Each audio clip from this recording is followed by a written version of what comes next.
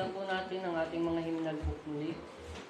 49, Savior, like a shepherd, lead us.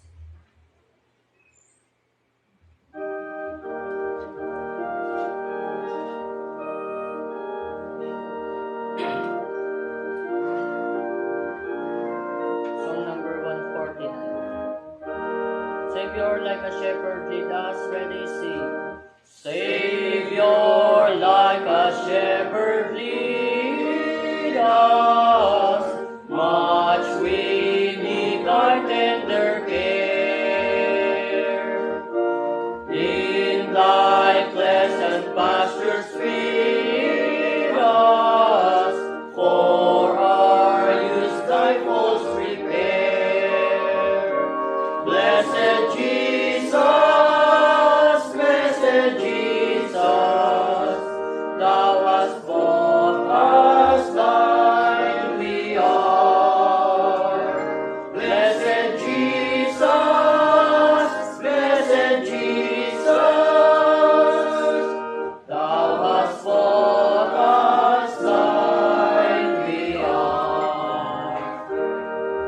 We are blind to thy befriend us, be the guardian of our way. Keep thy flock for sin, defend us, seek us when we go astray. Blessed Jesus, blessed Jesus, hear, oh, hear us when we pray. Blessed Jesus, blessed Jesus, hear, oh, hear us when we pray. Thou hast promised to receive us, poor and sinful though we be. Thou hast mercy to relieve us, grace to cleanse and power to free. Blessed Jesus, blessed Jesus, early let us turn to thee. Blessed Jesus, blessed Jesus, early let us turn to thee. Early let us seek thy favor, early let us do thy will. Blessed Lord and only Savior, with thy love our bosoms fill. Blessed Jesus, blessed Jesus, thou hast loved us still. Blessed Jesus, blessed Jesus,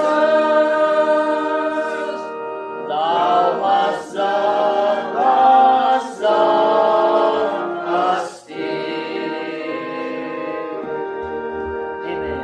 Pagpalain ng mga mensahe ng awitin sa ating mga puso. Sa pangangaral at pakikinig ng salita ng Diyos, muli natin tawagin ang ating kapatid, Pastor Norman Millares.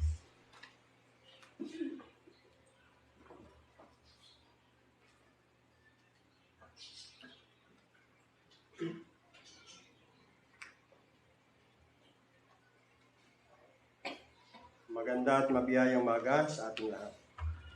Buksan natin muli ang ating mga Bible sa Amos chapter 8. Amos chapter 8.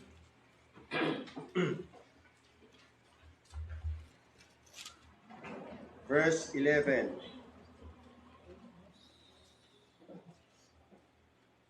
King James Version, narito ang sinasabi ng banal na kasulatan. Behold, the days come, saith the Lord God, that I will send a famine in the land, not a famine of bread, nor a thirst for water, but of hearing the words of the Lord. Tagalog, narito ang mga araw ay dumarating. Sabi ng Panginoong Diyos, na ako'y magpapasapit ng kagutom sa lupain, hindi kagutom sa tinapay o kauhawan man dahil sa tubig, kundi sa pagkarinig ng mga salita ng Panginoon. Famine of hearing the words of the Lord. Yan po ang pamagat ng ating pong tatalakayin ngayong pong umaga. Manalangin tayo muli. Dakilang Diyos, luwalhati, kapurihan at karangalan ang siyang sumainyo, kailanman. Sambahin kayo, purihin kayo sa inyong kataas-taasang kalalagayan. Kami po ay humaharap sa inyong banal na presensya at luklukan. Hindi ko kami mga karapat-dapat. Kami po ay humihingi palagi ng inyong kapatawaran at paglilinis sa lahat ng aming mga karumihan. Kami pong lahat na iyong mga tinubos ay puspusin ng iyong banal na Espiritu. Kami po ay bigyan nyo ng kaunawaan. Lahat ng mga makikinig, kalugdan nyo po na buksan ang mga pandinig upang maintindihan at maunawaan ang mahalaga niyong mensahe. Gawin nyo pong personal sa bawat isang nakikinig ang iyong mensahe. Mangusap kayo, Panginoong Diyos, sa aming mga puso. Maging maliwanag sa amin kung ano po ang inyong kagustuhan o kalooban at ilagay nyo sa aming mga puso ang masidhing hangarin na sundin at gawin ang inyong mga utos, aral at kalooban. Pagpalain niyo po ang bawat isa, pagpalain niyo po lahat ng mga makikinig. May taas ang pangalan ng aming Panginoong Jesus. Sa banal na pangalan ng Panginoong Kristo, ito po ang aming dalangin. Amen. Please be seated. Salamat. There is a saying that goes like this: you will never understand or know the value of water unless the well runs dry. Kuminsan, ang isang bagay na napakahalaga ay hindi ho natin alintana ang kahalagahan hanggang sa yung bagay na yon ay mawala. Many never know the worth of God's mercy till they feel the want, lack, or scarcity of them.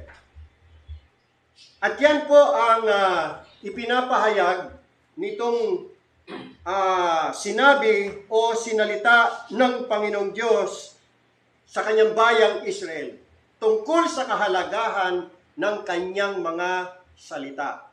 Tanungin ko kayo, gaano kahalaga sa inyo ang mga salita ng Diyos?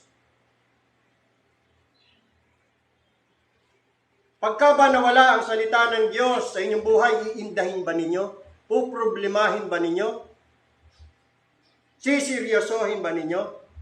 That is the question.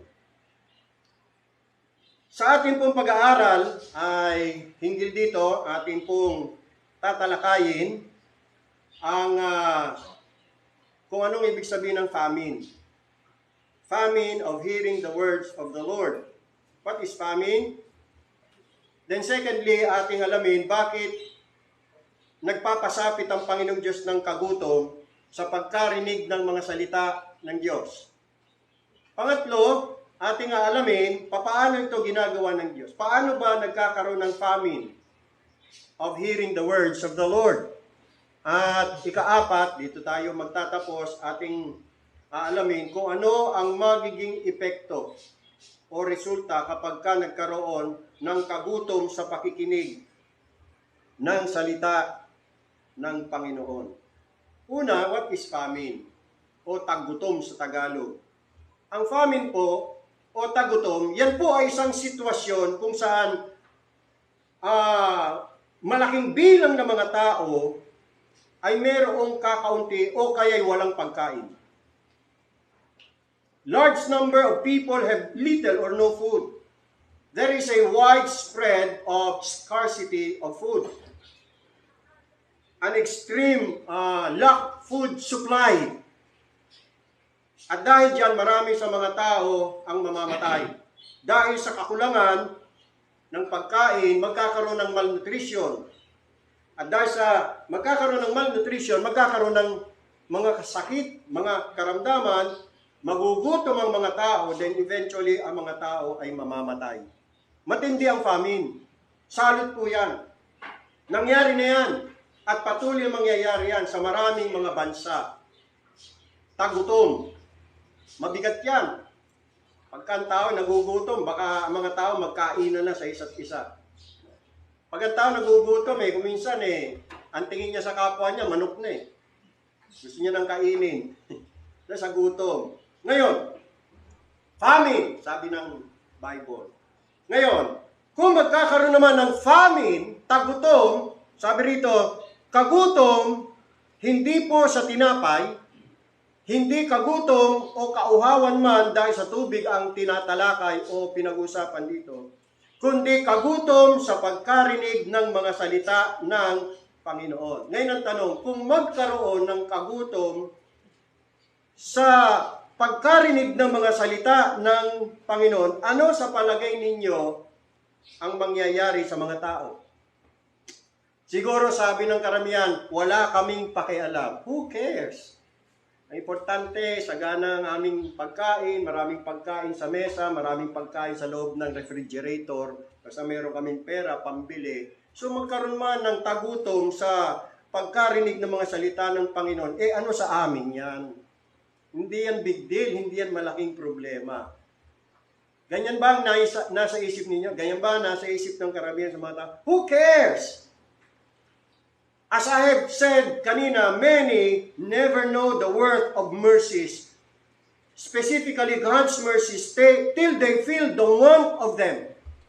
As I have said kanina, you will never know, you will never understand the value of water unless the well runs dry. Pagka nangyari yan, siguro doon na lang marirealize ng mga tao kung gaano kahalaga ang mga salita ng Diyos. Pag nangyari ang famine of hearing the words of the Lord. As a matter of fact, nangyari yan sa bayang Israel. Hanggang ngayon, meron silang famine of hearing the words of the Lord. Bagamat may Bible sila, o meron silang Torah, bagamat mayroong mga nagpipreach sa kanila, and yet di nila naunawan, di na naintindihan. There is famine of hearing the words of the Lord.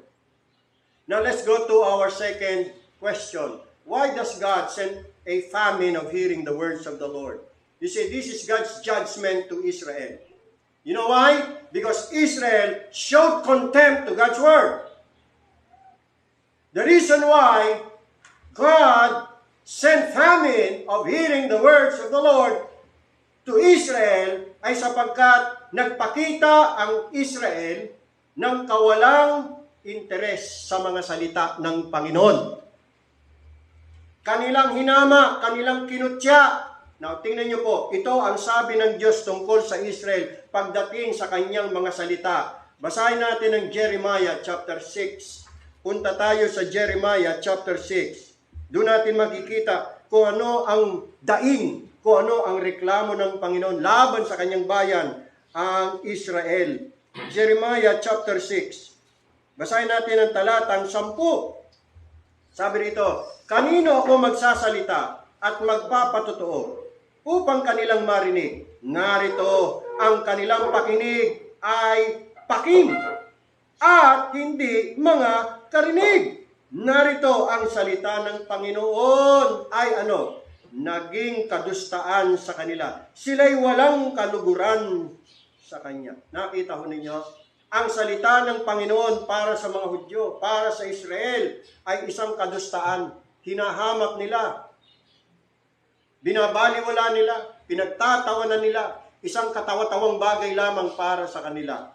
Ganon din naman, ang salita ng Panginoon para sa kanila ay walang kaluguran. Sabi rito, sila'y walang kaluguran sa kanyang mga salita. They have no delight in God's word. Wala silang kaligayahan, wala silang kasiyahan. Who cares? Parang ganon Hindi yan salita na magdudulot sa kanila ng kagalakan, ng mabuting balita na magdudulot sa kanila ng kasiyahan, wala. Wala silang pakialam. They have no delight in God's Word.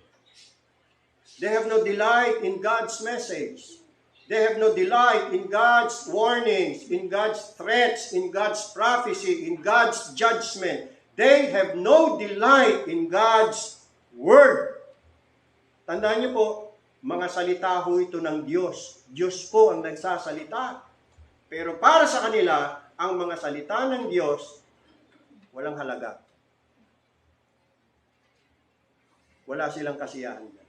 Saan kaya naroon ang kanilang kasiyahan? Saan kaya nakalagak ang kanilang kasiyahan? Hulaan ninyo. And your guess is as good as mine. Chapter 11, verse 10. Punta naman tayo sa chapter 11, verse 10. Ito pa. Paano nila tinatrato ang salita ng Panginoon? Ano ang kanilang attitude towards God's Word? Ito. Sila'y nanganumbalik sa mga kasamaan ng kanilang mga kanunuan. Yung kanilang mga kanunuan ng mga masasama, ay yung pa ang kanilang tinularan. Yung pa ang kanilang sinunod. Ano yung kanilang mga kasalanan ng kanilang kanunuan? Na nagsitangging duminig ng aking mga salita. Nabasa nyo? Anong kanilang kasalanan? Anong kanilang trato sa salita ng Panginoon? Ayan, ayaw nilang pakinggan. Nagsisitanggi silang duminig ng aking mga salita. At sila'y nagsisunod sa ibang mga Diyos upang paglingkuran, kabaliktaran, kung ano yung pinagbawal ng Diyos, kung ano yung sinabi ng Diyos na huwag nilang gawin, na huwag silang sasamba sa mga Diyos-Diyosan, sa mga larawan, sa mga rebulto, sa mga imahe, yun ang salita ng Panginoon, tinanggihan nila yun. Hindi nila ginawa, hindi nila sinunod, binaliwala nila. Nakita nyo? Sinira ng sambahayan ni Israel at ng sambahayan ni Huda ang aking tipan, na aking ipinakipagtipan sa kanilang mga magulang. So there you are. They refuse to hear God's word. How about you? Do you do the same? Do you refuse to hear God's word? You don't have any delight in the word of God, and for you, tinatrato mong salita ng Diyos na isang kakutsaan. Baliwala yan, walang kwenta yan, salita daw ng tao lang yan, hindi naman daw yan salita ng Diyos. Naalala ko tuloy, no, ako'y bago pa lang dito sa San Pablo City, ako'y namimigay ng mga pulyetos, mga babasaing Kristiyano. So habang ako'y nagbibigay, curious yung mga tao sa ipinamimigay ko. Sabi nila, ano yan, pera? Ay, hindi po, ito po'y babasaing Kristiyano. Naku, kung yan ba naman pera na lang? See? Mas interesado na sila sa pera kaysa sa mensahe ng Diyos para sa kanilang mga kaluluwa. They refuse to hear God's word. Jeremiah 23, ito pa ang complaint ng Diyos laban sa Israel. Ito pa ang reklamo ng Diyos o daing ng Diyos laban sa Israel. Jeremiah chapter 23 verse 36. 23:36. At ang hula na mula sa Panginoon ay hindi na ninyo babanggitin pa. Bakit? Parang ang Panginoon nagtatampo na dito, no? Huwag niyo nang banggitin pa ang hula ng Panginoon. Sapagkat, ayan, sinabi yung dahilan, bawat sariling salita ng tao ay magiging kanyang hula. Hindi na salita ng Diyos. Salita na ng tao. Yun ang magiging hula. Sapagkat, ito dahilan kung bakit. Inyong binago ang mga salita ng buhay na Diyos, ng Panginoon, ng mga hukbo na ating Diyos. Binago. Ang gusto nilang mapakinggan ay kung ano yung gusto nilang mapakinggan. Hindi sila interesado sa kung ano yung sinasabi talaga ng Diyos. Lalo na kung ang sinasabi ng Diyos katotohanan. Yung katotohanan ay laban sa kanila.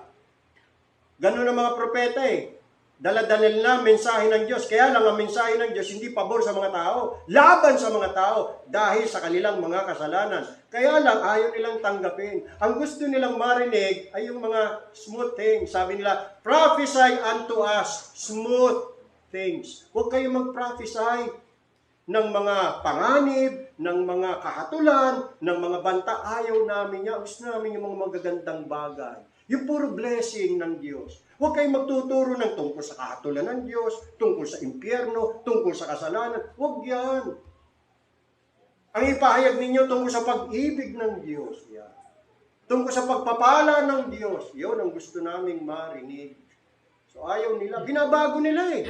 Kaya naman yung mga bulaang propeta, binabago. Kung ano gusto ng mga taong mapakinggan, yun ang kanilang sinasabi.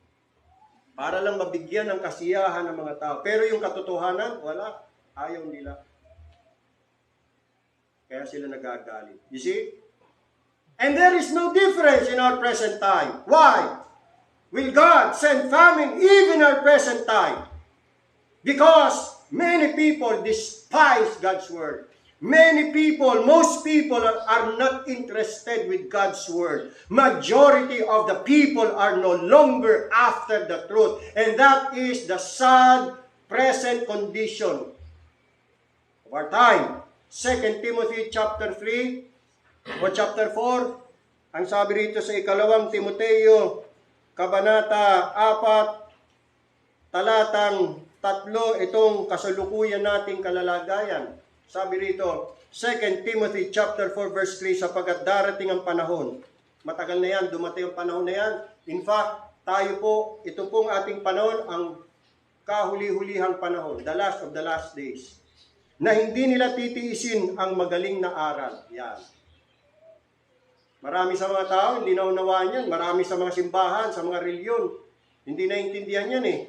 Akala nila mga tao, interesado pa rin sa magaling na aral. Hindi na. Turo mo nga magaling na aral, ayaw nila eh. Turo mo na walang pastora sa Bible, marami magagalit. Turo mo na mga babae, hindi dapat yan na namumuno sa mga simbahan, dapat mga lalaki. Hindi lang tatanggapin yan. Magaling na aral yon. Wastong aral yan eh. Tinuturo sa Biblia yan. Ang mga babae manahimik eh. Sa iglesia. Pero pinagigitan nila, hindi, pwedeng magsalita, pwedeng magturo, pwedeng mangaral, pwedeng mamuno. Kita nyo? Binabago nila. Binabago nila yung salita ng Panginoon eh. See? Kung ano noon, ganyan din ngayon, walang pagkakaiba. At yan ay maliwanag na ebidensya ng kadustaan sa mga salita ng Panginoon. Binabago. See? Sabi ng Diyos, huwag kang sasamba sa mga Diyos-Diyosan, sa mga imay, sa mga larawan. Sabi nila, pwede. Yan daw ay alaala. Tulad ng yung mga magulang, pagpatay na. O, di ba, tumitingin ka sa mga larawan, sa mga picture bilang alaala. Napakaliwanag ng utos ng Diyos, huwag ka magkakaroon ng ganyan eh. Sa mga magulang, walang problema yun. Alaala. Ang problema, pag sinamba mo na, pati mga magulang mo, sambahin mo, ginagawa lang, hindi naman alaala, sinasamba eh. Lumuluhod, nag-aalay ng kandila, nag-aalay ng bulaklak. O di ba maliwanag yung pagsamba yun? Tapos dyan sila nagdadasal, na may mga tenga, di naman makarinig, may mga bibig, di naman makapagsalita. Statwa nga eh. Binabago nila eh. Napakaraming mga utos ang Diyos na binabago ng mga tao. Yan ay palatandaan na kanilang hinahamak ang mga salita ng Panginoon. Hindi na sila interesado sa wastong aral. Turo mo magaling na aral, ayaw. Ituro mo ang sovereignty of God, ayaw. Ang tao daw may free will. Hindi robot ang tao. Turo mo depravity ng tao, ayaw. Partial lang daw. May kakayahan daw ang tao na magdesisyon, magpasya, tanggapin si Kristo. Ituro mo na ang Diyos ay may mga hinirang. Hindi. Nasa tao yan. Ang taong nagpapasya, ang tao pumipili. Hindi ang Diyos. Ituro mo na si Kristo'y namatay lamang para sa mga sasampalataya, namatay si Kristo para lang sa mga hinirang ng Diyos. Hindi. Walang ganyan sa Bible. Walang pinipili ang Diyos. Unfair ang Diyos pagka ganyan. Lahat yan wastong aral yan Nasa Biblia yan. At tayo yung paniwalaan. Magaling na aral yan. So ngayon, ayaw nila. Hindi sila makikinig sa magaling na aral. Anong gagawin? Eto, tuloy. Kundi pagkakaroon nila ng kati ng tainga. Makakati mga tainga ng mga tao ngayon. ay magsisipagbunton sila sa kanilang sarili ng mga gurong ayon sa kanilang sariling mga masamang pita. In other words, kung ano lang gusto nilang mapakinggan, yun lang pakikinggan nila. Hindi talaga sila interesado sa salita ng Diyos. Kunyari lang yung gagamit ng Bible, pero pipiliin lang doon kung anong gusto nilang paniwalaan. At yung ayaw nilang paniwalaan, itatabi nila yan. At sasabihin pa, hindi yan, hindi totoo yan, kasi nungalingan yan. You see? Ayan na, ganyan na nangyayari ngayon sa ating hong panahon. 4, verse 4. Ito pa, at ihihiwalay sa katotohanan ang kanilang mga tainga. Palibasa, mga tainga nila makakati. Pagka mga tao, meron pong mga makakating tenga na gusto nila ipakamot doon sa mga pastor at mga ngaral nila na kung ano lang gusto nila pakinggan, ayan, hindi sila makikinig sa katotohanan. Kasi masakit ang katotohanan eh. Ang salita ng Diyos, tabak yan eh, espada yan eh. Tumatarak, tumutusok yan sa kaibuturan ng puso. Pag nahayag na ang kanilang mga kasalanan, nakita nila mali ang kanilang mga ginagawa, nagagalit na. Nasasaktan sa salita ng Panginoon. Kaya ang resulta, ihiwalay nila ang kanilang mga tenga sa katotohanan at saan sila babaling? At mga ibabaling sa katha. Yun, mas gusto pa nila ang katha na aral. Tulad ng Pasko, katha yan eh. Wala naman sa Bible ang Pasko. Yung kapanganakan ni Kristo nasa Bible. Pero yung pinanganak siyang December 24, wala sa Bible yun. O 25, wala sa Bible. At wala din sa Bible, hindi rin inutos ni Jesus Christ na i-celebrate ang kanyang kapanganakan. Wala. Walang utos ang Panginoon. Yung mismong ipinagdiriwang ang kanyang kapanganakan, wala naman iniutos. Kasi kung mahalaga talaga yan, dapat inutos ng Panginoon yan. Dapat itinuro ng mga apostol yan. Wala eh. Wala namang utos eh. Invento lang ng Katoliko huya. Sila lang yan. Birthday ni Jesus Christ. Walang makapagpapatunay na si Jesus Christ ipinanganak ng December 25. Kaya katha yan, katha. Hindi katulad ni Rizal. Talagang si Rizal namatay December 30. Si Bonifacio, kailan namatay? November 30 daw, pero iba naman sabi nila, 27. May 10, 1897. Oh, tingnan nyo, May 10 pala. May 10 pala namatay si bakit November 30? Kapanganakan po. Yung kapanganakan. So, yun, alam na natin. Ang November 30 pala, Bonifacio Day, kapanganakan niya. Namatay siya May 10, 1897.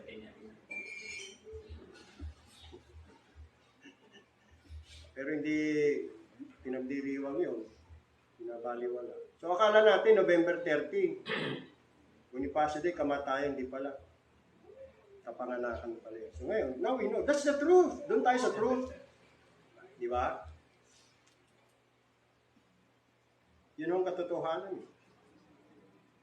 So mga tao ngayon, wala na, hindi na interesado sa truth. Now, another reason mga kapatid, kung bakit ang Diyos galit na at nagpapadala na ng kagutom sa pakikinig ng mga salita ng Panginoon, tingnan natin sa Ezekiel, Kabanata 33. Punta tayo sa Ezekiel, ito pa. Ito pa matinding ginawa ng mga Hudyo, mga Israelita, nung kapanahunan ni Moses, Joshua, ng mga hari, nung panahon, in the Old Testament. Ezekiel chapter 33, please, in verse number 30. Yan. At tungkol sa iyo, makinig kayo ha, tungkol sa iyo, ito'y salita ng Diyos, kausap niya si Propeta Ezekiel, ang propeta ng Diyos. Sabi ng Diyos, alam mo ba Ezekiel, baka hindi mo lang, tungkol sa iyo, tinawag siyang anak ng tao, pinagsasalitaan ka pa ng mga anak ng iyong bayan. Sino yung anak ng iyong bayan? Israel. Pinagsasalitaan ka sa siping ng mga pader at sa mga pintuan ng mga bahay. Ano ibig sabihin yan? Meron silang sinasabi laban sa iyo, palihim. Palihim. pinipintasan ka, backbiting. Pag nakatalikod ka, may mga sinasabi labang sa iyo. Pag nakaharap sa iyo, iba sinasabi. So, sinumbong, no? Sinumbong ng Panginoon ang Israel kay Ezekiel. At, ayan pa, nagsagsalitaan na bawat isa'y sa kanyang kapatid na sinasabi, pumarito ka, isinasamo ko sa iyo at dinggin mo kung ano ang salita na nanggagaling sa Panginoon. Wow! Parang kala mo tunay. Parang kala mo, no, talagang meron silang interes na makinig sa mga salita na nanggagaling sa Panginoon. Ba't sila pa nag-invite? Uy, kapatid, halika. Pumarito ka. Tayo magpunta sa bahay ng Diyos. At doon, pakinggan natin ang mga salita ng Panginoon. Siyempre, kung ikaw si Ezekiel, wow, ayos to mga kababayan ko ha. May interest. Hindi na kailangan imbitahan. Ba't sila mismo nag-i-invite? Tingnan natin kung tunay ito. 31. At dumating sa iyo. Ayun na nga. So tinupad nga nila yung kanilang invitation. Nagkaisa sila. Sige, punta tayo kay Ezekiel. At dumating sa iyo na wari ang bayan ay dumarating. At sila'y nagsisiupo sa harap mo na gaya ng aking bayan. Ba? Umupo. Ready to hear, ready to listen. At yun na nga, sabi rin yun, at kanilang dinidinig ang iyong mga salita. Kung ikaw ba naman si Ezekiel, hindi ka matuwa niya? Di ba? Ang Diyos kaya tuwa sa ginagawa nila? Siguro sabihin natin, aba, oo, kasi yung mga tao, interesadong makinig. Sila na mismo ang may kusa, sila na mismo ang nag-anyaya. Hindi na sila kailangang anyayahan pa. At pumunta nga sila. Umupo, handang makinig ng mga salita ng Panginoon. Kaya lang, ano sunod? Ngunit hindi nila ginagawa. Yun lang. Yun lang. Nakinig nga, hindi naman ginagawa. You see? Plastic tong mga taong to. Hipokrito. Kunyari lang. Interesado sa salita ng Panginoon. Handa silang makinig. Willing silang makinig. Maaring pinakikita nila ang kanilang kasiyahan sa pakikinig. Pero hanggang dun lang. Pagkatapos nun, uuwi na sila, kalilimutan na nila ang kanilang napakinggan at hindi nila gagawin ang anumang kanilang narinig. Tuloy ang basa. Sapagkat sila'y nangagsasalita ng malaking pag-ibig ng kanilang bibig. So, bibig lang pala. Hanggang uso lang eh. So, ibig sabihin, panlabas. Ngunit ang kanilang puso ay nasa kanilang pakinabang. Nasaan talaga puso nila? Wala sa mga salita ng Panginoon. Wala doon sa mensahe na kanilang narinig. Nandun pa rin sa mga bagay na pakinabang sa kanila. Yung kanilang pinaka-interest. Ano yun? Di material na bagay. Pera, business, at kung ano-ano pa. Maliban lang sa mga salita ng Panginoon. Tuloy ang basa. At narito, ikaw ay parang masayang awit sa kanila. Ezekiel, para sa kanila, ay para kang isang masayang awit na may maligayang tinig. Pagka narinig nila ang tinig mo, tuwa sila. Kapag ikay nagsasalita, nagagalak sila. Nag-i-amenan sila. Amen! Napakaganda ng salita ng Panginoon. Preach on, Ezekiel! Wow! Bless na bless ako! At nakatutugtog na mabuti sa panugtog, sapagkat kanilang naririnig ang iyong mga salita, ngunit hindi nila ginagawa. Yun lang. So ngayon, anong pakinabang nun? Nakinig pero hindi naman ginagawa. What does it profit? My brothers and sisters. Ano pakinabang? tanungin ko kayo. Pag Sunday, Lord's Day, araw ng pananambahan, nagpupuntahan tayo dito. Para ano? Sumamba, siyempre. Sagot nyo. Ano pa? Magpuri sa Diyos. Handog, mag-alay. Higit sa lahat, makinig ng pangangaral ng salita ng Diyos. So tuwan-tuwa tayo. Nagagampanan natin lahat ng ating tungkulin. Nandun yung desire mo, naroon yung eagerness mo. Pag Sunday, a-attend ka, makikinig ka. Pero ang tanong, ginagawa mo ba yung mga salita na narinig mo sa Panginoon? Dahil kung hindi, walang kwenta. Niloloko mo lang sarili mo. Anong sabi ni James? Basahin natin ng James chapter 1, verse 22. James chapter 1, verse 22. Datapot maging tagatupad kayo ng salita. Yaon. Be doers of the word. At huwag tagapakinig lamang. Bakit? Kasi dinadaya mo lang ang iyong sarili. Na inyong dinadaya ang inyong sarili. Ano yun? Lokohan? Makikinig ka nga. Hindi mo naman ginagawa yung sinasabi sa'yo ng Panginoon. Ano yun? Nakita niyo ang tunay na relihiyon? Ang tunay na relihiyon, hindi lang ho nasa pakikinig, nandun din sa paggawa. Hindi kumpleto ang makinig. Hindi kumpleto yan. Baka akala natin, pagkatapos natin makarinig ng sermon, pag-uwi, ay, salamat, nakapagsimba na ako, okay na ako, masaya na ang Panginoon, nalulugod na ang Panginoon. Pero pag hindi mo ginagawa, hindi nalulugod ang Diyos sa iyo. Galit ang Diyos. Kailangan gawin yung napakinggan dapat i-apply. Hindi kompleto Kailangan makinig at gawin. Hindi pwedeng paghiwalayin ang pakikinig at ang paggawa sa napakinggan.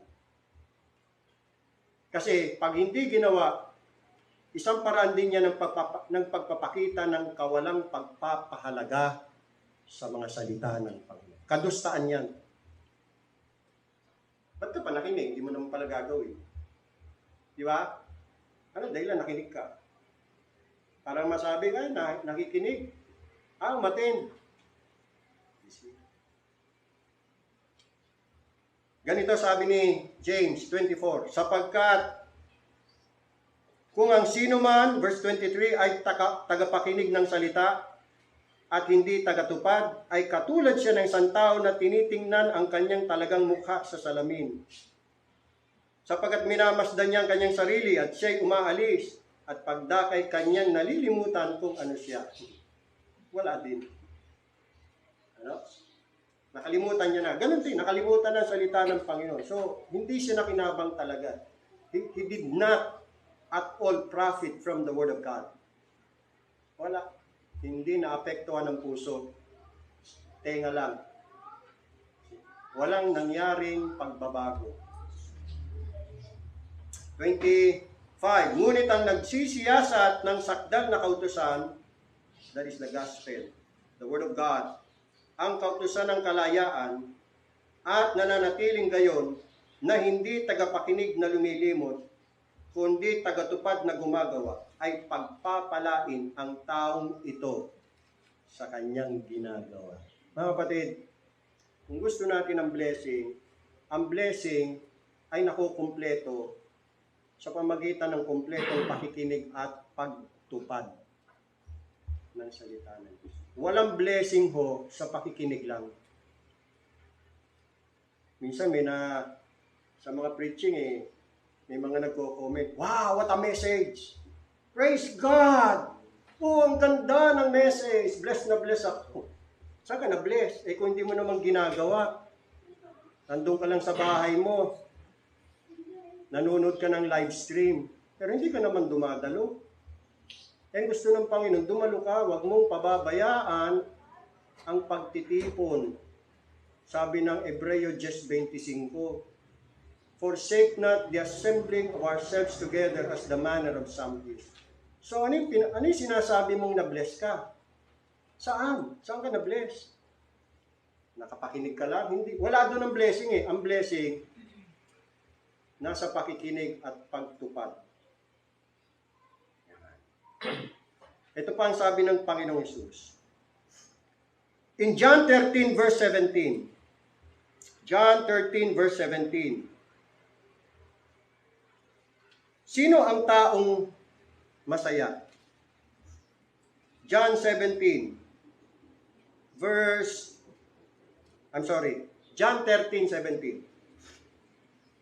chapter 13 verse 17. Listen. Kung nalalaman ninyo ang mga bagay nito, kayo ay mapapalad kung inyong mga gawin. Nalaman mo kasi nakapakinig ka.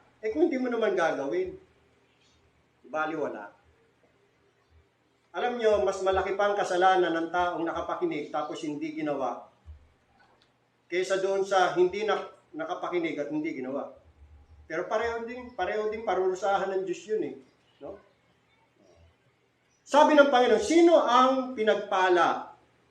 Sabi ng Panginoon, ganito sa Luke 11:28, Blessed are they that hear the word of God and keep it. Luke 11:28. Ang blessing, ulitin ko, hindi lang sa pakikinig. Ang blessing talaga, ang fulfillment, ang katuparan ng pagpapala ng Diyos ay nasa pagtupad. Doon po interesado ang Diyos. Again, in Revelation chapter 1, verse 3, Blessed is he that readeth, and they that hear the words of this prophecy, and keep those things which are written therein. Read, hear, and keep. Yan tatlo. Hindi lang read, hindi lang hear. Dapat keep those things which are written therein, for the time is at hand. Kasi pag hindi natin ginawa yung nalaman natin, patay tayo. Ang laki ng ating accountability or pananagutan. Again, ang sabi ni James, kung babalik tayo kay James, sa James chapter 4, verse 17, sabi niya, if you know these things, therefore, if you know these things, sabi ni Jesus Christ, happy are ye if you do them. Therefore, sabi ni James, chapter 4, verse 17, therefore, to him that knoweth to do good, and doeth it not, to him it is sin. Alam mo na dapat mong gawin, tapos hindi mo ginawa, kasalanan yan. Sabi ng Panginoon. Alam mo na dapat mong gawin, napakinggan mo na kasi, nalaman mo na yung dapat mong gawin, hindi mo ginawa, patay ka. Yan ay daragdag sa mas malaki mong kahatulan. Basahin natin ang Luke chapter 12. Tingnan nyo ang panganib pag hindi natin ginawa yung narinig na natin at nalaman na natin. Delikado. Mas lalong delikado. Luke chapter 12. Luke chapter 12. Dito po sa talatang 47. 12:47. At yaong aliping nakaalam ng kalooban ng kanyang Panginoon. Paano niya nalaman? Di sinabi sa kanya, narinig niya, o kaya nabasa niya, o kaya itinuro sa kanya. So alam niya. Wala na siyang kawala dyan. Wala na siyang excuse. Alam niya nakaalam ng kalooban ng kanyang Panginoon. So, alam niya na kung anong kalooban ng Diyos, alam niya na kung anong kalooban ng Panginoon, alam niya kung anong dapat niyang gawin. At hindi naghanda at hindi gumawa ng alinsunod sa kanyang kalooban. Ano mangyayari? Ay papaluin ng marami. Tatanggap siya ng maraming palo. Ay yung hindi nakaalam, exempted. Tingnan niyo 48. Datapot ang hindi nakaalam at gumawa ng mga bagay na karapat-dapat sa mga palo ay papaluin ng kaunti. Papaluin din. Pareho papaluin.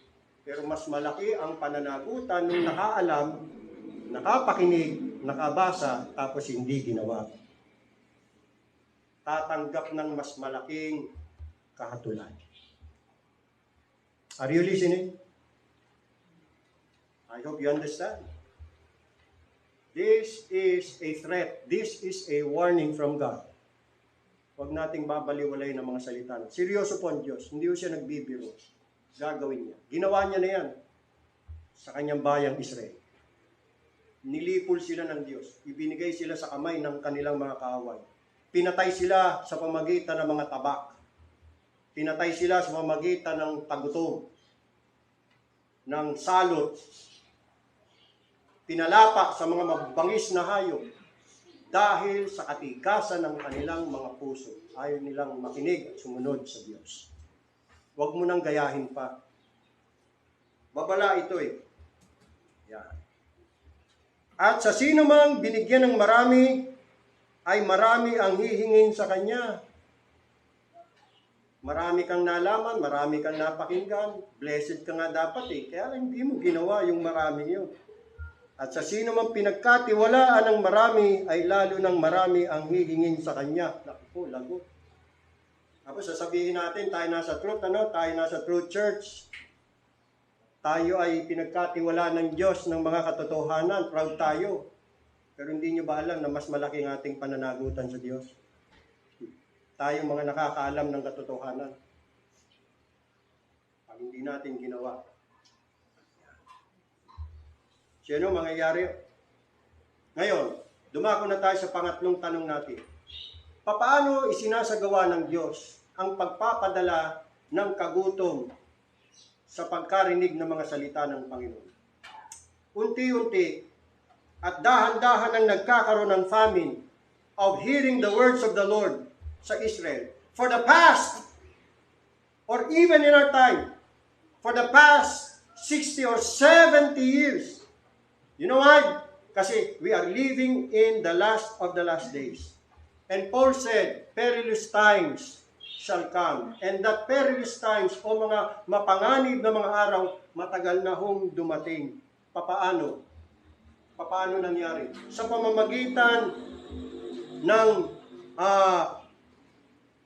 marami ng mga tunay na mga ngaral ng Diyos na kinuha na ng Panginoon. Pero pagkatapos nun, hindi na po nag-raise up pa ng Panginoon ng mga katulad nila. Wala na. Si Brother Cockrell, kinuha na ho ng Panginoon. May pumalit sa kanya na kalibre niya? Wala. Si Brother Cockrell, Milburn Cockrell, siya po ay pastor ng Berea Baptist Church sa Mantachi, Mississippi. Kilala siya sa pagiging staunch defender of the truth. At historian din siya, matindi. Si Brother Cockrell pagdating sa history. So kinuha na siya ng Panginoon noong 2002. Sa edad na 61 years old. Sino sumunod sa kanya? Wala na. Kamakailan lang, kinuha na ng Panginoon si Brother Mark Mini. Sino sumunod? Sino pumalit sa kanya? Nakalibre niya. Wala na. Dito kaya sa Pilipinas, sino kukunin naman? Yan po yung mga true preachers of the words of the Lord. See? In the past decades, there is a marked decrease of sound preachers of God's Word.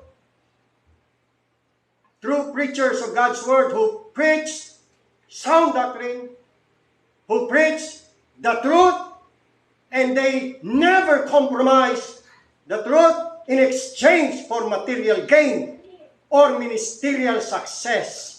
Kahit sila magsakripisyo, kahit na magkagutom-gutom, kahit wala ng support, hindi nila pinagpapalit ang katotohanan, ang pangangaral ng salita ng Panginoon sa pera. Hindi sila mga mukhang pera. Hindi katulad ngayon, mga pastor ngayon, mga mukhang pera. Puro na lang ang itinuturo, giving, giving, giving. Giving sa umaga, giving sa gabi, giving sa prayer meeting, giving sa mga conferences nila, puro giving. Hindi magturo ng doktrina. Mga aral ng Panginoon, ng mga apostol, puro na lang pera. Pagpaparami ng mga miyembro, kasi pagka maraming miyembro, maraming magbibigay nga naman. At pagka maraming nagbibigay, nagtatites at saka nag-offering, edi maraming pera. Maraming perang pastor. Kaya kita niyo yung mga pastor ngayon, nagsisiyamanan eh. Dati kahit bisikleta, hindi makabili. Ba ngayon, naka-MUX, naka-Raptor, naka-Fortuner, nakalain mo. Nagsiyamanan eh. Tapos ang lalaki ng mga church building. Daming miyembro. Ang tanong ba't sino nagsisiyamanan? Kasi sa Biblia, wala akong nakikita mga alagad ng Panginoon nagsiyamanan eh. Kristo nga eh. Panginoon Jesus nga eh. Ipinanganak ng mahirap, namatay ng mahirap. Ang mga apostol, ipinanganak ng mga mahirap, namatay ng mga mahirap. Hindi naman nagsiyaman dahil sa ministry. Wala akong problema sa pastor na umasenso, umunlad, yumaman. Kung naghanap buhay siya, nagsikap siya. Pero dahil sa yumaman siya, dahil sa mga miyembro, sinamantala niya, pinukus-focus niya, pinagloloko niya mga miyembro niya, sasabihin niya sa Panginoon naman to. Pero totoo, para lang sa kanya yun eh. Hindi ako sang-ayon ng pastor ay umaasenso, yumayaman ng dahil sa ministry. Hindi yan ministry, manistry na tawag yan. Walang ganyan. Magsikap ka, maghanap buhay ka, maghukay ka. Oh. Gusto mong umasenso ka, gusto mong mabili mo yung mga gusto mo. Hindi yung mga kapritsyo mo, mga gusto mo, ipapapasan mo sa mga miyembro. Pambihira. Yan ang palatandaan ng mga pastor na hindi na nagtuturo ng katotohanan. Palibasa, wala na nga sa katotohanan, kaya ganyan ang mga ginagawa. Puro kamalian. Wala sa Bible. Tanungin mo, saan ho sa Bible yan? Ang pagpapayaman ninyo. Dati, lumang barong lang ang suot. Ngayon, pampihira. Onesimus, lilibuhing barong. Ngayon, Amerikana na. Kita niyo ang asenso, no? Maasenso talaga eh.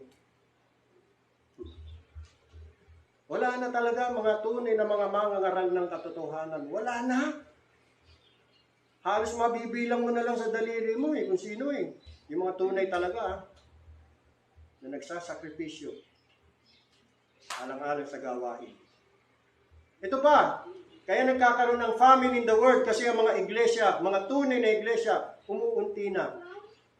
Yung iglesia ng Diyos na buhay, haligi at suhay ng katotohanan. Yun ang tunay na iglesia, yung haligi at suhay ng katotohanan. Kakaunti na lang. At dahil sa kanilang kahirapan, nagtitipon lang sa mga bahay. Hindi maka-afford na makapagpatayo ng building. Kasi mahihirap lang mga miyembro. See? Uunahin pa nila na suportahan ang mga misyonero ng Panginoon, ang mga mangaral ng Panginoon, kaysa sa magpatayo ng maluhong mga gusali o building. Tayo po, priority natin na suportahan ang mga mangangaral ng Diyos. Yung mga tithes and offerings natin, para yan sa mga mangangaral ng Diyos. Pinapadala po natin yan. Yan ang ating priority. Kasi kailangan nilang kumain. Ang building, di naman kumakain yan eh. Basta maayos lang ating pinagtitipunan tulad nito. Nairaraos natin. Hindi kailangan marangya at magarbong building. Busin mo pera ng Panginoon dyan. Milyon-milyon ginagastos. Wawasakin din naman. Importante, iglesia ng Panginoon, mga tao. Mga manggagawa ng Panginoon. Yan. Isa pang mapapansin natin na may famine na talaga, no? In the of hearing the words of the Lord, ay yung mga true preachers of the words of the Lord. Kung sino pa yung mga nagtuturo ng tama, sila pa yung mga inaatake, inuusig, hindi lamang ng mga kulto at ng mga bulaang mga iglesia, kundi pati rin yung mga nagsasabi, yung mga so-called sovereign gracers, mga Arminian Calvinists or Calvinistic Arminians. Ang mga nagyayaman ng mga simbahan, pati mga pastor, mga nagyayaman na. Pero ang tawag nila sa sarili na sila raw yung mga sovereign gracers, mga landmarkers. Pero ang totoo, sila po yung mga Arminian Calvinists, Calvinistic Arminians. Sa halip na tulungan yung mga, ewan ko ba, kung talagang kabaro nga natin o kapwa nga natin, katulad natin, sa halip na suportahan, tulungan, babatikusin pa, sa social media pa, talaga naman. Yan ba proper forum? Facebook? Diyan nyo babatikusin? Kung gusto nyo, magharapan tayo, mag-usap tayo, magpaliwanagan tayo. Yan. Sabihin nyo kung anong mali namin, sabihin din namin kung anong mali nyo. Confrontation.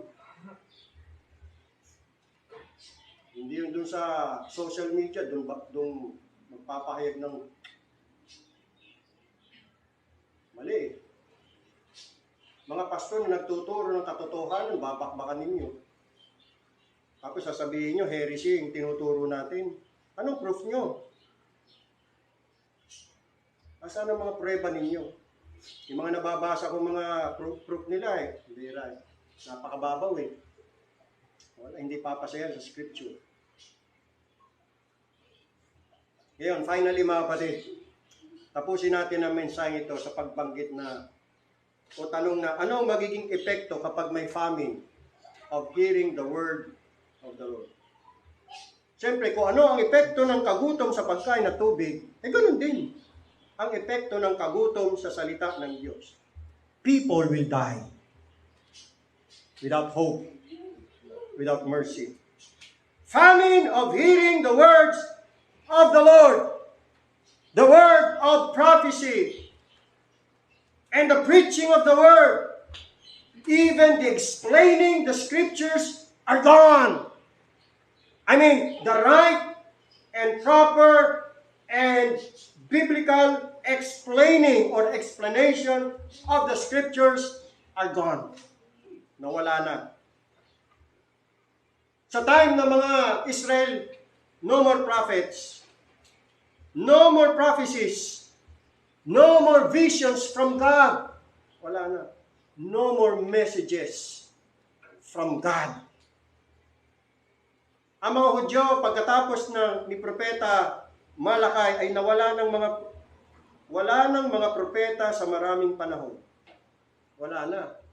Ang mga Hudyo, sa kanilang pagtakwil o pagtanggi kay Jesus Christ, ano nangyari? Inalis na sa kanila ang kaharian ng Diyos. At ibinigay na sa ibang lahi, mga hintil. Ang ebanghelyo ng kaharian, ang salita ng ang salita at mga ordinansa ng Diyos at nananatiling gayon hanggang sa araw na ito, nagkawala na. Wala na. Yung 7 churches na mababasa natin sa Revelation chapters 1, 2, and 3 ay inalis ang kanilang candlestick, ang kanilang kandeleryo sa kinilalagyan nila. At ang tagutom na ito ay nagpapatuloy sa mga bahaging iyon hanggang sa panahong ito. Giniba na, winasak na, kinuha na ng Panginoon ang templo ng mga Hudyo. Wala na silang mga saserdote. Wala na. Wala nang kapahayagan ng Diyos sa kanila. Sila'y hinayaan na ng Diyos sa kadiliman. Blindness in part is going on in Israel.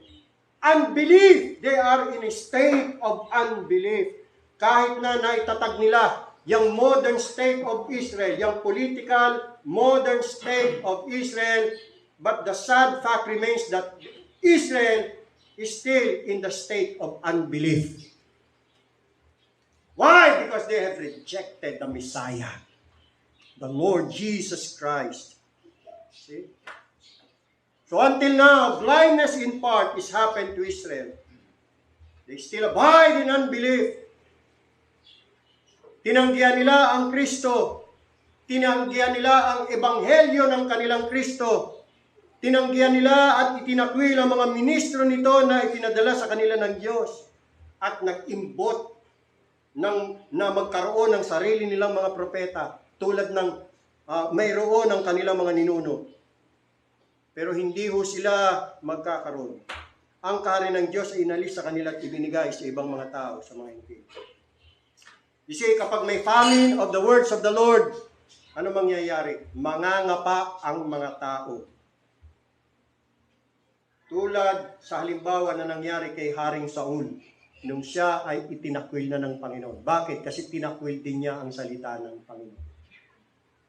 Tingnan niyo pong nangyari kay Haring Saul. Alamin natin, 1 Samuel chapter 28.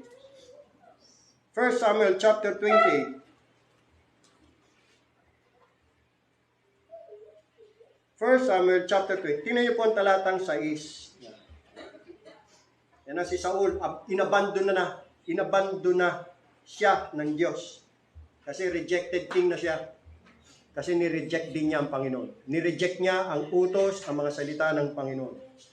At nang mag-usisa si Saul sa Panginoon, bakit siya nag-uusisa sa Panginoon?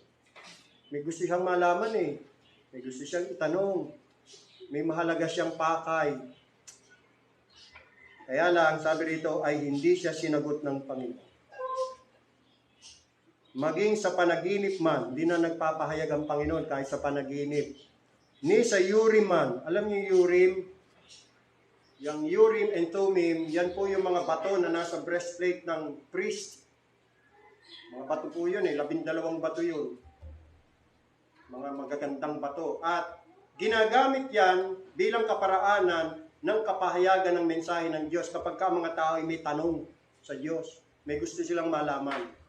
So diyan nagpapahayag ang Diyos. Sa pamagitan ng priest o sacerdote. So ibig sabihin, walang priest na pwedeng makausap ni Saul para magtanong sa Diyos.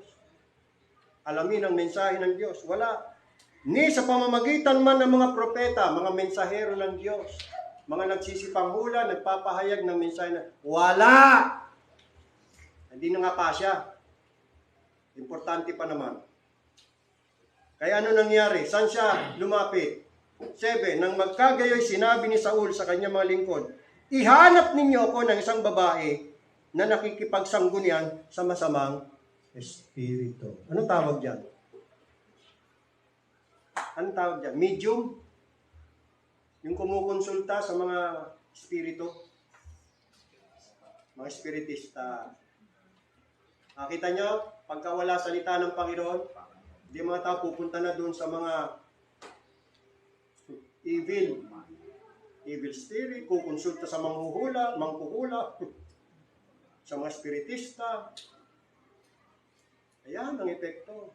Pupunta na sa mga kulto, aanib na sa mga simbahan na hindi naman itinayo ng Panginoon, doon maghahanap ng kasagutan. Kaya lang, lulukuhin lang sila, hindi naman yun sa Panginoon. Upang ako'y pumuray sa Kanya at mag-usisa sa Kanya. At sinabi ng Kanya mga lingkod sa Kanya, narito may isang babae na nakikipagsanggunian sa masamang espiritu sa Endor. Patay si Samuel. Si Haring Saul. See? Verse 15. Pati si Samuel na nananahimik na, patay na. Binulabog pa. Pero may mga commentators, niwala sila, hindi yan si Samuel. Evil nga yan, evil spirit. At sinabi ni Samuel kay Saul, bakit mo binagabag ako sa aking pag-ahon? At sumagot si Saul, ako'y totoong naliligalig. So, kaya pala, hinahanap niya ang Panginoon, ligalig siya, may problema siya. Kaso, hindi na siya sinasagot ng Panginoon. May famine of hearing the words of the Lord. Sapagkat ang mga Filisteo ay nang didigma laban sa akin at ang Diyos ay humiwalay sa akin. At hindi na ako sinasagot kahit sa pamagitan ng mga propeta, ninang panaginip man, kaya tinawag kita upang may pakilala mo sa akin kung ano ang aking gagawin. Yan. Napakaliwanag na example na famine of hearing the words of the Lord. Desperado na si Haring Saul. Kahit sa masamang espiritu, kumonsulta. Yan ang mangyayari sa mga taong ayaw sa salita ng Panginoon. See? Grabe. Famine of the words of the Lord. Ano bang words of the Lord? The word of the Lord is light.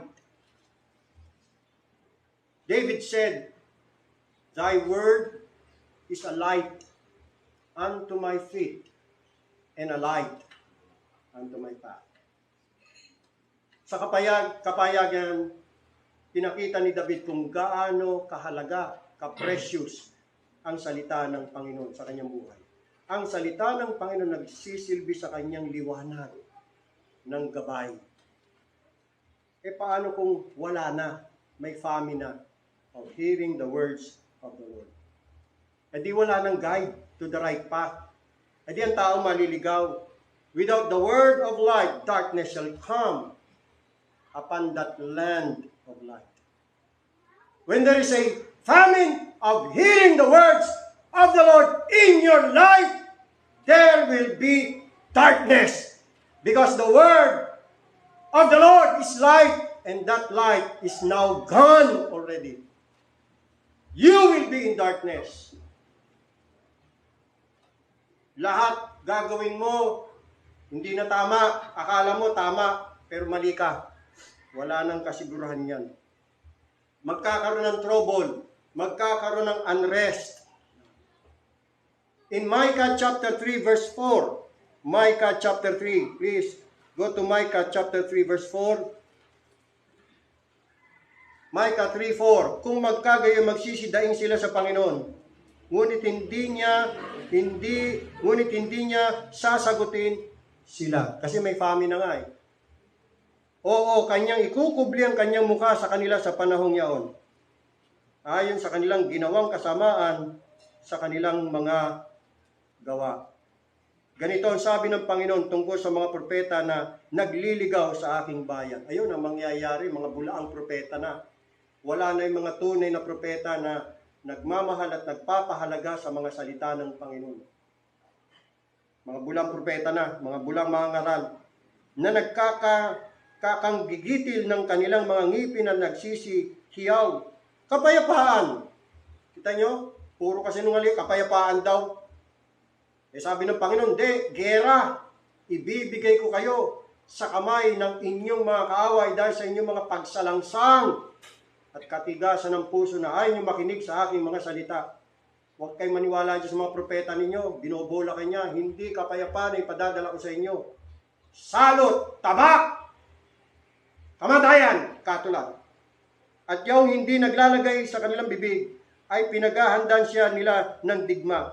Kaya't magiging gabi sa inyo na hindi kayo magkakaroon ng pangitain at magkakaroon ng kadiliman na hindi kayo makapanghuhula. At ang araw ay lulubog sa mga propeta.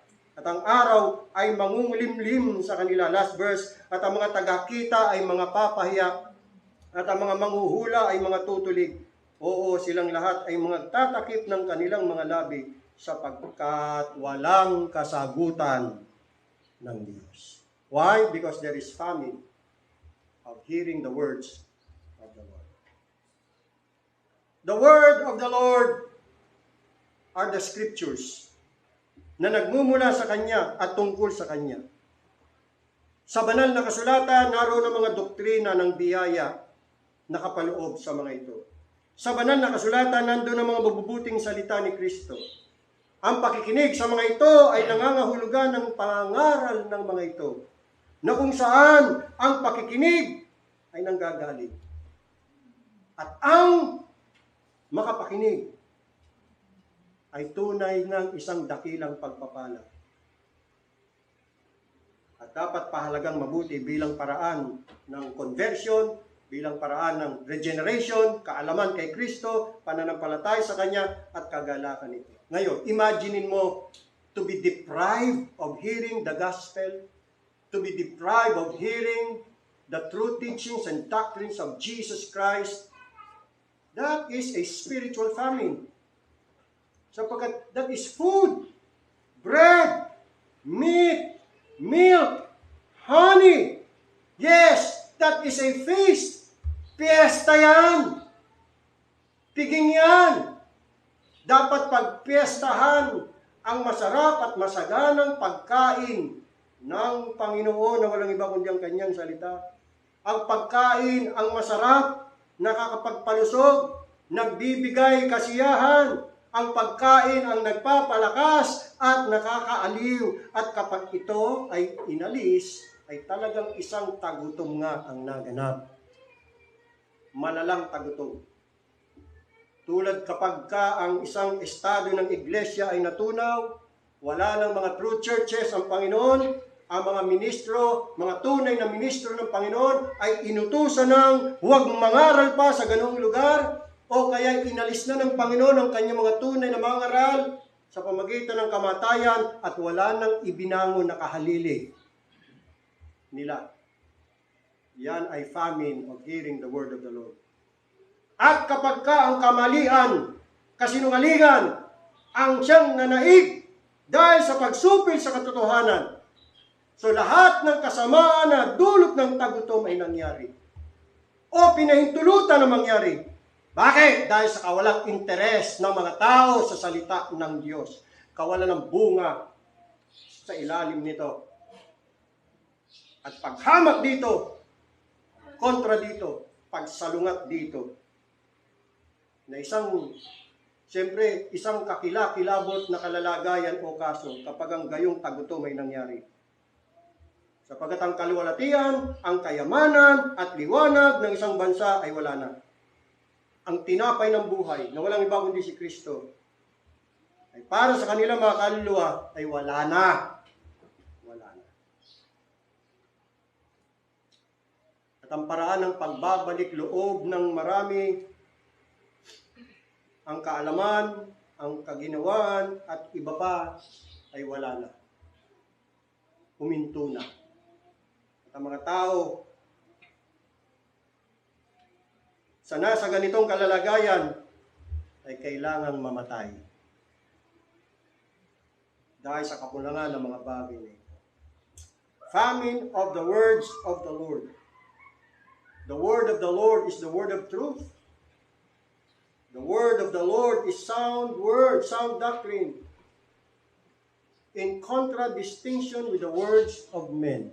You see, if there is a famine of hearing the words of the Lord, so ano na mga mangingibabaw? The words of men, doctrines of men, commandments of men, teachings of men. Don't you know, kapag ang mga tao ay ayaw na sa truth of God, ang gagawin ng Diyos, ipupull out niya yung kanyang mga true messengers at magpapadala siya ng mga bulaang mga pastor, bulaang mga mangangaral para madaya sila, malinlang sila, at yan ay tiyak na magre-resulta sa kanilang pagkawasak at walang hanggang kahatulan. Yan ang gagawin ng Panginoon. Basahin natin 2 Thessalonians chapter 2. 2 Thessalonians chapter 2, verse 10. 2 Thessalonians 2:10. At may buong daya ng kalikuan sa nangapapahamak. Bakit? Sapagkat hindi nila tinanggap ang pag-ibig sa katotohanan. Upang sila'y mga ligtas. Pag wala ng katotohanan, wala na maliligtas. O kaya kung kakaunti na lang ang katotohanan, edi kakaunti na lang maliligtas. Few, remnant na lang. At yun nga nangyari sa ating panahon. Kaya ako, mga kapatid, hindi ako niniwalang dadami pa tayo dito. Hindi tayo dadami. Bakit? Kasi maraming tao ayaw sa katotohanan. Ang iglesia ng Diyos, haligid suway ng katotohanan. Di ba nabasa natin kanina, ihiwalay nila ang kanilang tainga sa katotohanan. Tapos, ang iglesia ng Diyos, tinawag na haligid at suhay ng katotohanan. So, sino magkaka-interes sa Iglesia ng Diyos na haligid-suhay ng katotohanan? Kung mga tao, may mga makahating tenga na hihiwalay sa katotohanan. Hindi sila sa true church a-attend. Doon sila sa mga false churches. Doon mas marami ang dumadalo doon. Yan ang katotohanan. Dito kasi, pag nagturo ka ng katotohanan dito, maraming ma-offend. Pagka na-offend, di na babalik yun. Punta sila doon sa walang katotohanan. Yung gusto lang nilang marinig. Yung katha, yon. Yung gusto nila, pinaglolo ko sila. Yan ang mangyayari ho dyan. Eh, hindi maliligtas. 11. At dahil dito, ipinadadala sa kanila ng Diyos. Sino nagpapadala? Ang Diyos. Ang paggawa ng kamalian. Delusion. Upang magsipaniwala sila sa kasinungalingan. Ano mangyayari? 12. Upang mga hatulan silang lahat na hindi nagsisisampalataya sa katotohanan, kundi nangalugod sa kalikuan. Sa panahon ng famine, mga kapatid, mawawala na ang mga true preachers ng Diyos na nangangaral ng katotohanan. Mawawala na rin ang mga true churches ng Diyos.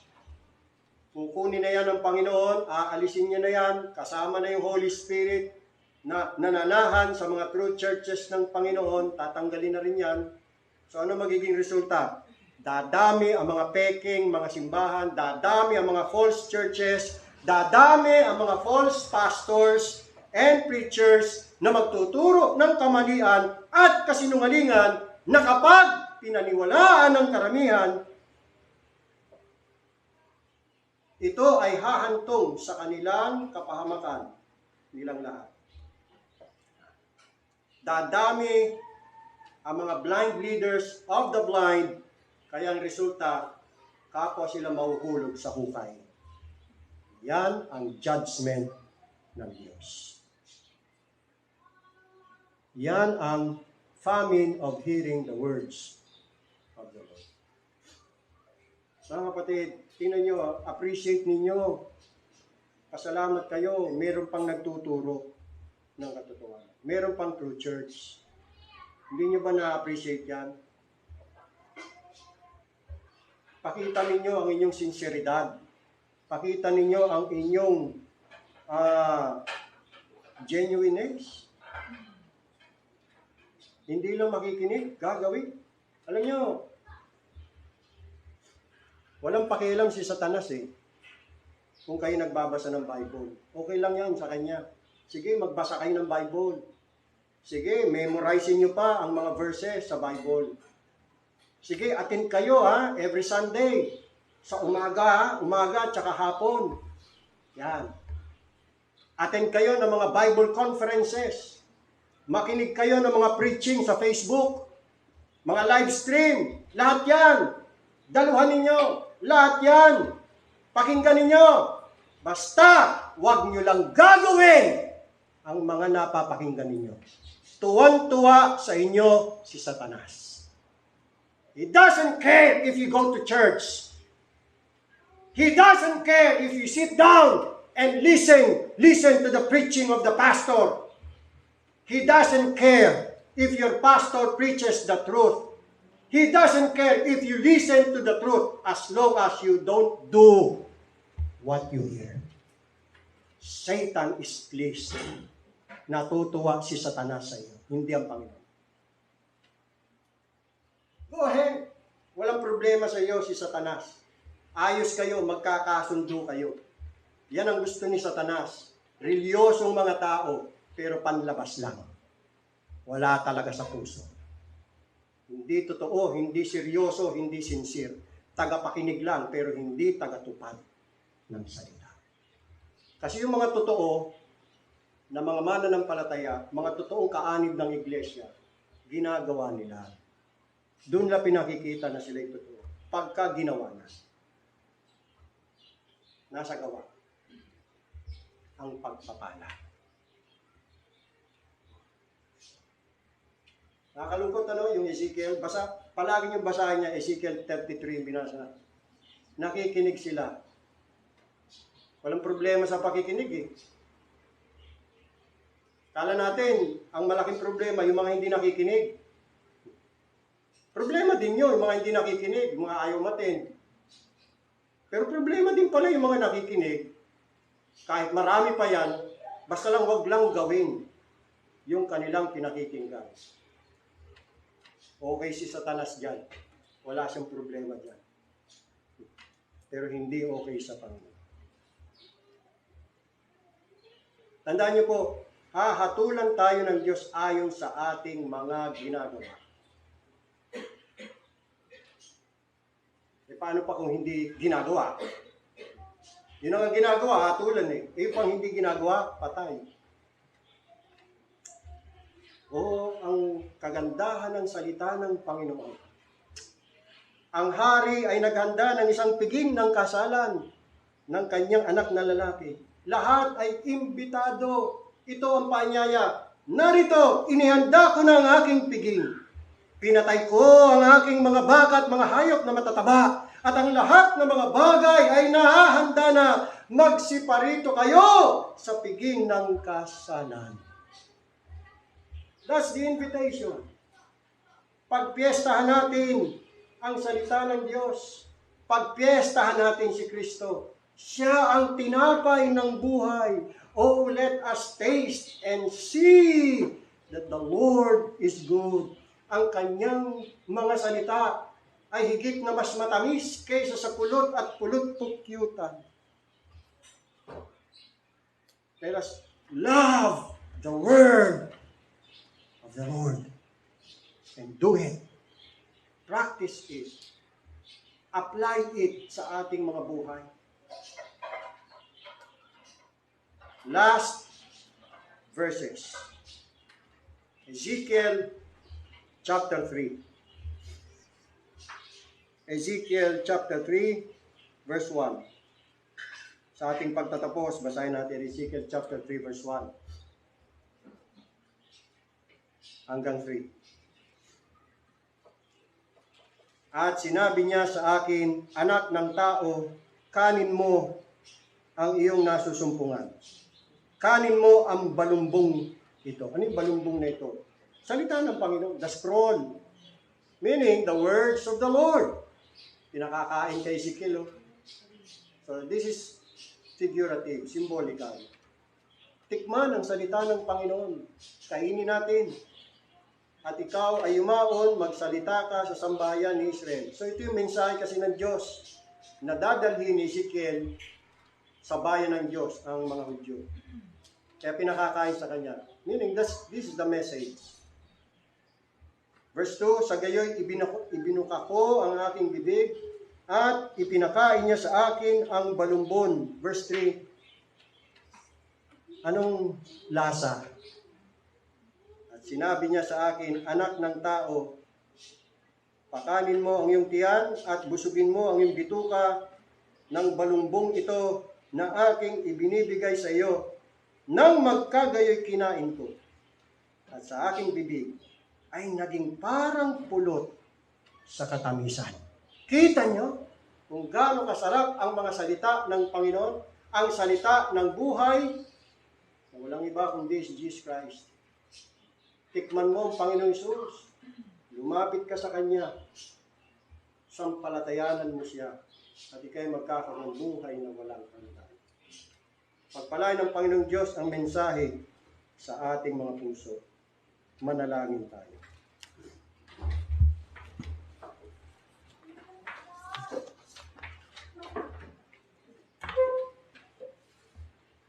Dakilang Diyos na makapangyarihan sa lahat, matapos naming mapakinggan ang iyong mahalaga at napakagandang mensahe. Sinasamba ka ng pinupuri. Tunay ang napakadalisay ng iyong mga salita.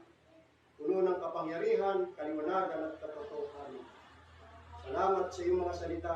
Meron kaming mga salita ninyo, Panginoon. Ngayon, pinangaral, ngayon, nababasa namin, hawak namin. Oo, Panginoon, napakapalad namin.